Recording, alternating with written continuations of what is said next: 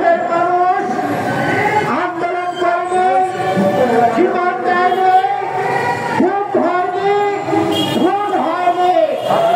বাংলাদেশের মানুষের প্রত্যাশা ছিল আর রাজপথে নামতে হবে না, আর দক্ষতা কথা বলতে হবে না, আর সমাবেশে কথা বলতে হবে না।